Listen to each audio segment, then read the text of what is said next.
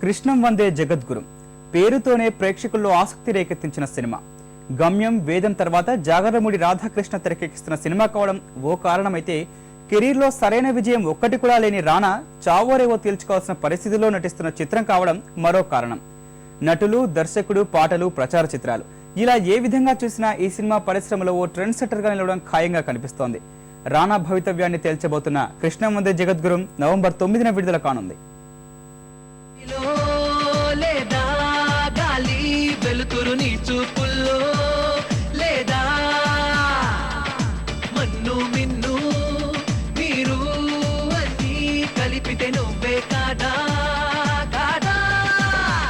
ప్రపంచం నీలో ఉన్నదని చెప్పేదాకా ఆ నిజం తెలుసుకోవా. తెలిస్తే ప్రతి చోట నిన్ను నువ్వే కలుసుకొని పలకరించుకోవా. జాగర్లమూడి రాధాకృష్ణ ఓ అనామక దర్శకుడిగా కెరీర్ ప్రారంభించి రెండంటే రెండే సినిమాలతో తానేంటి అనే విషయం నిరూపించుకున్నాడు. గమ్యం, వేదం భారీ విజయాలేవి కాదు, కళ్ళు తిరిగే బడ్జెట్లు కాదు, కానీ అవి పరిశ్రమలో ఓ ఆలోచన రేకెత్తించాయి. దర్శకుడిగా క్రిష్ అంటే ఏంటో చాటి చెప్పాయి.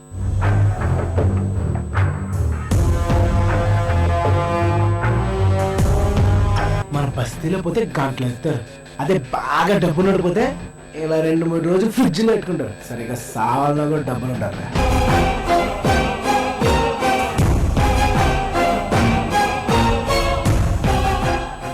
కథానాయకుడు రానాది ఇలాంటి కథే. చలనచిత్ర పరిశ్రమకు చెందిన కుటుంబం నుంచే పరిచయమైన ఎక్కడా ఆ వాసనలు కనిపించనివ్వలేదు. నటనను మాత్రమే నమ్ముకొని టాలీవుడ్, బాలీవుడ్ లో వరుస చిత్రాలు చేశాడు. ఎక్కడా సరైన విజయం అందుకోలేకపోయాడు. కానీ ప్రయోగాలంటే ఇష్టపడే కథానాయకుడిగా పేరు సంపాదించుకున్నాడు. कानून के दायरे में रहकर पुलिस का काम करना मुश्किल होता है, इसलिए कि वो दायरा कब सिकुड़ जाता है कभी पता नहीं चलता.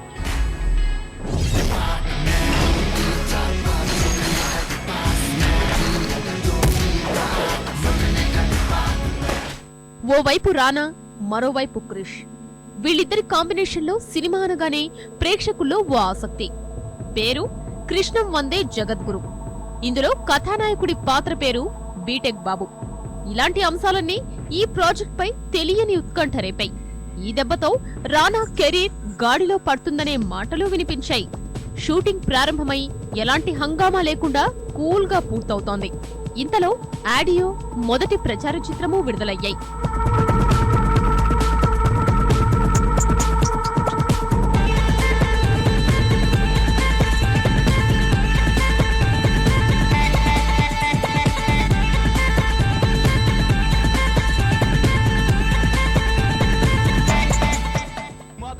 నరుని లోపలి పరునిపై దృష్టి బరుపగా తల వంచి కైమోర్చి శిష్యుడవు నీవైతే నీ ఆర్తి కడతేర్చు ఆచార్యుడవు నీవే. సినిమా మొత్తం ఈ వాక్యమే అంటూ ఆడియో విడుదలలో క్రిష్ చెప్పేశాడు. ఓ చేప సాయం చేస్తే మత్స్యావతారమన్నారు, ఓ పంది సాయం చేస్తే వరాహవతారమన్నారు. అంటే తాత చెప్పింది దేవుడి గురించి కాదు, సాయం గురించి అంటూ రానా చెప్పిన డైలాగ్ ప్రేక్షకుల్ని ఎక్కడో తాకింది. దేవుడంటే సాయం. ఒక చిన్న చేప సాయం చేస్తే దేవుడు అన్నారు, ఒక పంది సాయం చేస్తే వరాహమూర్తి అన్నారు, మహావిష్ణు అవతారం అన్నారు. తాత రాసిన దేవుడి గురించి కాదు, సాయం గురించి.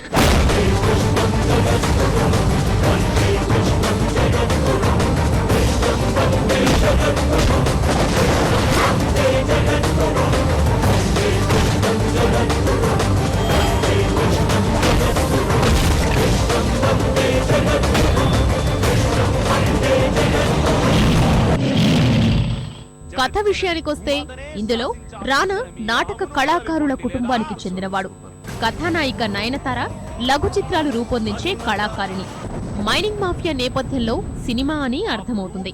ఎల్వి శ్రీరామ్ పోషించిన మట్టిరాజు పాత్ర ఇవాల్టి ఆదివాసీలకు ప్రతిరూపమని తెలుస్తోంది. ఇద్దరు కళాకారుల జీవితాలు నేను అంటూ ప్రారంభమై మేము అనే విధంగా ఎలా మారిందన్నదే మిగిలిన కథ.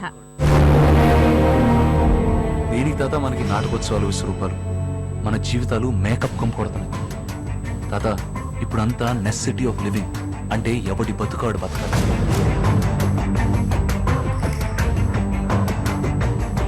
రోజుకు 200 సంపాదించడానికి నానా కష్టాలు పడుతున్నా. ఓరబ్బా 1,00,000 కోట్లెట్టి మేడం. అది కళ, నిద్రలో కనేది. ఇది కళ, నిద్ర లేపే. ఇలాంటి కథల్ని క్రిష్ ఎలా తెరకెక్కిస్తాడో వేదం సినిమా చూసిన ఎవరైనా చెప్పగలరు. విషయం లేని పంచ్ డైలాగ్స్ తో పోలిస్తే కృష్ణం వందే జగద్గురుంలో మాటలు ఏ స్థాయిలో పేలనున్నాయో ప్రచార చిత్రం చెప్పకనే చెబుతోంది. రానాతో యాక్షన్ సన్నివేశాలు సైతం భారీ స్థాయిలో ఉన్నాయని యూనిట్ చెబుతోంది. ఫలితంగా ఇదో మంచి కమర్షియల్ హిట్ కావడం ఖాయమన్నది పరిశ్రమ పెద్దల మాట. దేవుడంటే సాయం. ఒక చిన్న చేప సాయం చేస్తే దేవుడు అన్నారు. ఒక పంది సాయం చేస్తే వరాహమూర్తి అన్నారు. మహావిష్ణు అవతారం అన్నారు. తాత రాసిన దేవుడి గురించి కాదు, సాయం గురించి. రోజుకు 200 సంపాదించడానికి నానా కష్టాలు పడుతున్నా. ఓరబ్బా 1,00,000 కోట్లెట్టి మేడం. అది కళ, నిద్రలో కనేది. ఇది కళ, నిద్ర లేపే. సిరివెన్నెల సీతారామ శాస్త్రి రచించిన దశావతార రూపకం, అందులో రానా పౌరాణిక పాత్రలు సినిమాకు హైలైట్ అని దర్శకుడు చెబుతున్నాడు. మణిశర్మ సంగీతం పైన సానుకూల స్పందన వచ్చింది.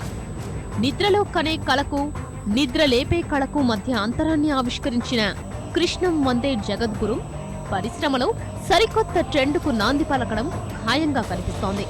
రంగమార్తాండ బీటెక్ బాబు, రంగులు మార్చే బూటక బాబు.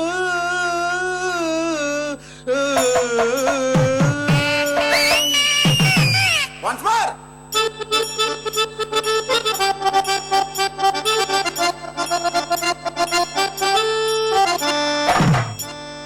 రంగమార్తాండ బీటెక్ బాబు, రంగులు మార్చే బూటక బాబు. వీడికి తెలియని నాటకం ఉంటుందా? మిలమిల మెరుపుల మేకప్ అతుకు తలతలలాడే తగర